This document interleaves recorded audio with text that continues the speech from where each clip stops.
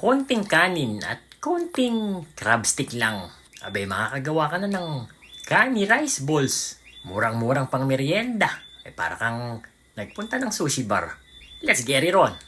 Meron tayo dining 1 cup of rice. 3 pirasong imitation crab sticks na ating pinaghiwa-hiwalay.